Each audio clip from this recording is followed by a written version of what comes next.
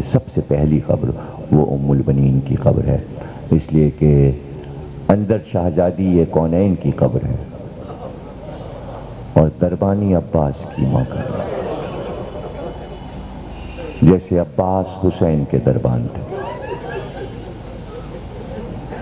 آپ کو پتہ ہے جو حسین کا گھر تھا تو جو باہر کا دروازہ تھا صدر دروازہ، اس کے پہلو میں عباس کا حجرہ تھا، تو صدر دروازے کی خبر رکھتے تھے اور عباس کے اس حجرے کا دروازہ حسین کے خاص حجرے میں کھلتا تھا، تو ادھر کا پتہ ہے کہ آقا کیا کہتے ہیں، کیا پیغام آتا ہے، اور ادھر کی خبر ہے کہ کون ملنے آیا ہے۔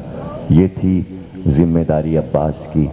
تفصیل عرض کریں گے، جب عباس جوان ہوئے، جوان ہو گئے عباس، تو عباس نے اپنے 30 دوست بنائے۔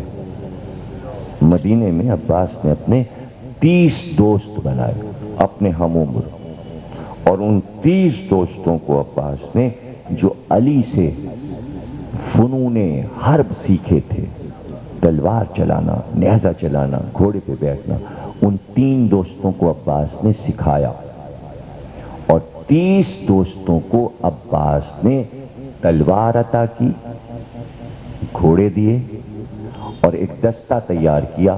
اس دستے کا نام رکھا عباس نے حسین کا حفاظتی دستہ۔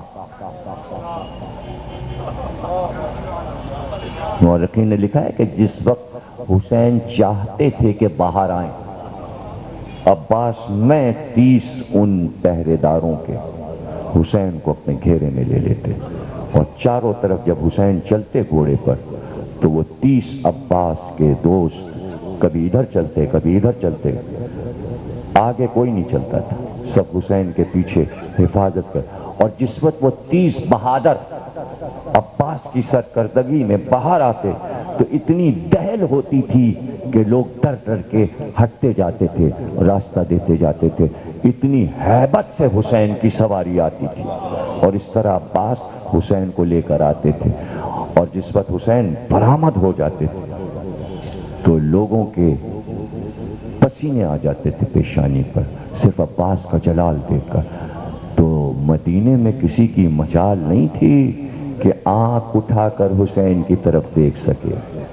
اس شان سے 28 رجب سے لے کر 2 محرم تک پورے سفر میں عباس اس حفاظت کے ساتھ حسین کو لے کر گئے ہیں۔ یہ دستہ کیوں بنایا تھا حسین نے؟ شاید عباس کو یہ معلوم تھا کہ حسین کا حفاظتی دستہ حسین کی حفاظت کرے گا، اور میں کبھی کبھی حسین کے پاس سے ہٹ بھی جایا کروں گا، چھوڑنا بھی پڑے گا ہمیں حسین کو، تو اس لیے کم از کم میرے بتائے ہوئے ماہر حسین کے گرد رہیں۔ جملے کو آپ نے نظر انداز کر دیا، اس لیے کہ عباس کو معلوم ہے کہ ہٹنا پڑے گا، حسین کے پاس سے ہٹنا پڑے گا راستے میں، تو 30 آدمی تو رہے حسین کے پاس، کیوں ہٹنا پڑے گا؟ شاید آواز سکینہ کی آ جائے، چچا ادھر آئیے، شاید زینب کی آواز آ جائے، عباس ذرا ادھر تو آؤ، بہن کچھ کہنا چاہتی ہے۔ دیکھا آپ نے کتنا قیمتی جملہ تھا جو میں نے کہا کہ حسین کے پاس سے کچھ دیر کے لیے عباس کو ہٹنا پڑے گا۔ اللہ اکبر، خوب آپ نے محبت سے تقریر سنی، اور ہم پہلے عشرے میں عرض بھی کیا کرتے ہیں، پہلی دوسری محرم کو اکثر ہم نے یہ بات پڑھی ہے اور اس کتاب میں بھی ہم نے لکھی ہے کہ جب قافلہ تیار ہو چکا 28 رجب کو، اور بیبیاں سوار ہو چکی اور ناکے بڑھ چکے، اور عباس نے چاروں طرف دیکھا کہ سب سامان بھی بار ہو چکا، ناکے بھی بیبیوں کے آگے بڑھ چکے، سب سے آخر میں آخری نظر مکان پر عباس نے ڈالی، وہ بھرا مکان، جہاں چہل پہل تھی عباس کو ویران نظر آیا۔ آخری نظر ڈال کر سر جھکا کے چلے کہ اب مرتجس پہ سوار ہو جائیں اور قافلے کے ساتھ روانہ ہو جائیں کہ عصمت سرا کا پردہ ہٹا۔ کنیز باہر آئی، پکار کر کہا شہزادے عباس ماں بلا رہی ہے۔ ام البنین بلا رہی ہیں۔ بختم ہوئی تقریر دو چار جملے عرض کروں۔ ام البنین بلا رہی ہیں۔ گھوڑے پر سوار ہوتے ہوتے واپس ہو گئے۔ آئے، کہا عباس۔ ام البنین نے کہا عباس تینوں بھائیوں کو بھی لے کر ساتھ آؤ۔ عباس واپس آئے، آواز دی جعفر جلدی نہ کرو، ٹھہرو، عبداللہ ادھر آؤ، عمران ادھر آؤ، ماں بلا رہی۔ اب ذرا سوچئے، 4 برابر کے قامت کے جوان بیٹے،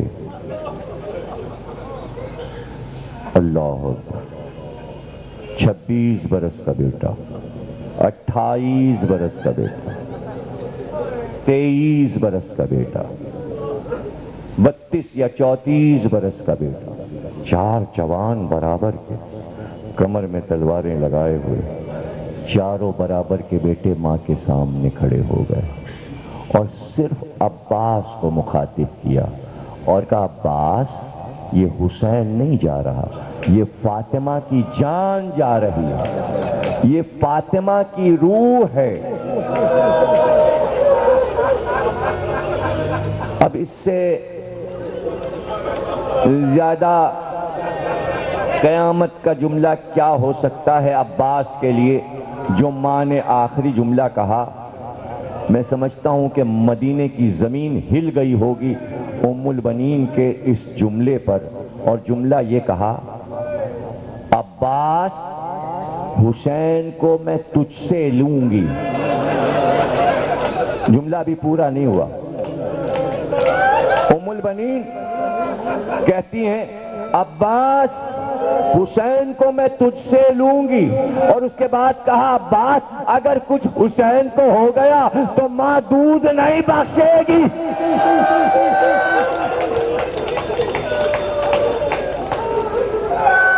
ماں دودھ نہیں بخشے گی۔ اور پھر آپ کو ہم سنائیں گے کہ یہاں پر میر انیس اور میر مونس نے کیا کمال دکھایا ہے۔ آخری جملہ ادا کر رہا ہوں، اس کے آگے پڑھنے کے لیے کچھ بھی نہیں ہے، اور چھوٹا سا جملہ ادا کر رہا ہوں۔ ایک بار بشیر کو جب یہ معلوم ہوا کہ مادر عباس ہیں یہ، تو اس نے بیان کرنا شروع کر دیا کہ بی بی ہم تمہیں کیا عباس کے کارنامے بتائیں، اور کیا ہم تمہیں تمہارے بیٹوں کی بہادری سنائیں، جعفر اور عبداللہ اور عمران کی؟ تو ایک بار ہاتھ اٹھا کر کہا رک جا بشیر، مجھے نہیں اپنے بیٹوں کا حال سننا ہے، پہلے مجھے یہ بتا کہ میرے حسین کا کیا ہوا، مجھے میرے حسین کا حال سنا دے۔ آگے کا جملہ سنیے تو بہت روئیں گے۔ کہا بشیر ابھی نہ عباس میرا بیٹا نہ میں اس کی ماں، جب تک مجھے یہ نہ پتا چل جائے کہ عباس نے وفا دکھائی کہ نہیں دکھائی۔ اللہ اکبر، مجھے حسین کا حال سنا، مجھے اپنے بیٹوں کا حال نہیں سننا ہے، مجھے اپنے بیٹوں کا حال نہیں سننا، ابھی وہ میرے بیٹے نہیں ہیں، پہلے مجھے بتا۔ بشیر نے کہا میں کیا بتاؤں بی بی، میں کیا بتاؤں؟ وہ بتا نہیں پایا، اس لیے کہ بشیر کے سامنے وہ خاتون تھی جو شجاعت ترین انسان کی ماں تھی۔ بشیر کی ہمت نہیں پڑ رہی تھی کہ وہ کیا خبر سنا دے۔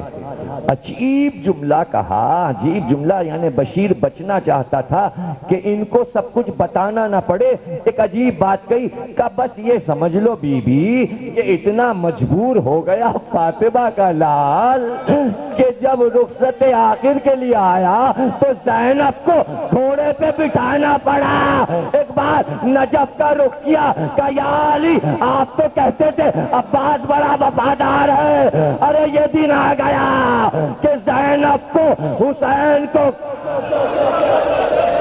بارلا اس عبادت کو قبول فرما، ہمیں کوئی غم نہ دینا سوا غم حسین کے بحق کے محمد اور آل محمد۔ ہم میں جو بیمار ہیں ان کو شفا عطا فرما۔ باب الحوائج کا واسطہ جس کے در پہ سب کی مرادیں پوری ہوتی ہیں، یا حضرت عباس یا آپ کے آقا حسین کے عزادار و ماتمدار ہے، ان کی تمام بلاؤں اور پریشانیوں کو دور فرما۔ پروردگار بحق محمد اور آل محمد تمام معصومین کے روزوں کی حفاظت فرما۔ پروردگار دل سب کے زخمی ہیں، جلد از جلد دو اماموں کا روزہ جو ہمارے دلوں کی طرح چھلنی کر دیا گیا ہے، پروردگار ان سب کی زندگی میں اس روزے کو اسی طرح تعمیر کرا جیسے ہم نے سامرے میں جا کر اس روزے کی زیارت کی تھی۔ اور پروردگار اب جب ہم جائیں سامرے، ہم وہ روزہ نہیں دیکھنا چاہتے پروردگار۔ بہت امام زمانہ نے صبر کیا لیکن پروردگار وہ معصوم ہیں، وہ صبر کر سکتے ہیں، ہم سب صبر نہیں کر سکتے، ہم سے برداشت نہیں ہو سکتا پروردگار۔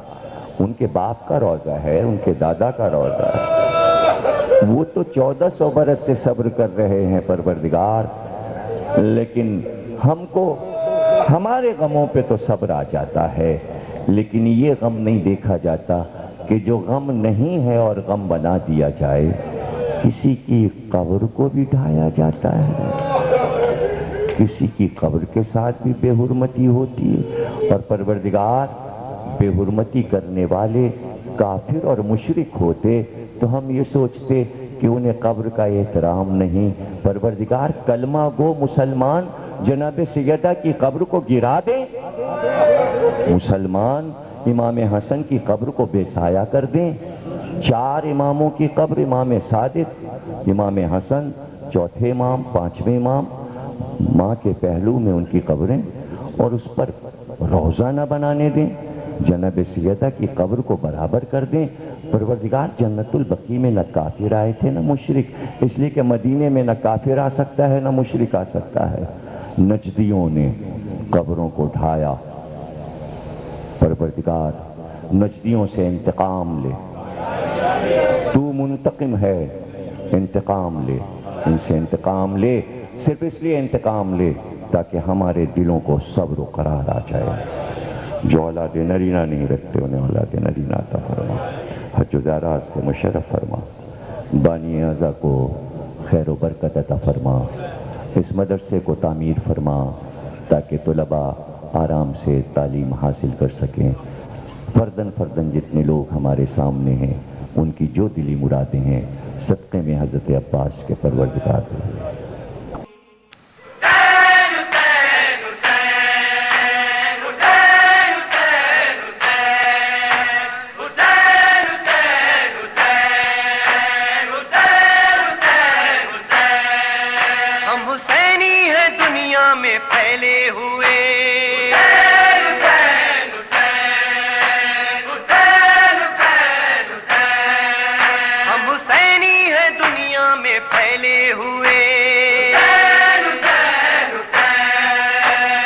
حسینی کیسٹ سینٹر کی سال رواں کی نادر اور نایاب پیشکش، ندیم سرور، عرفان حیدر عابدی، حسن صادق، ساجد حسین، فرحان علی، نقی ذکی، صفدر عباس، اسد آغا، ناصر زیدی اور رضی رضوی کے علاوہ پاکستان کے دیگر مشہور نواخواں اور ہندوستان کے معروف نواخواں حضرات کے پردرد اور پر اثر نوحوں کے کیسٹس ہم سے دستیاب کریں.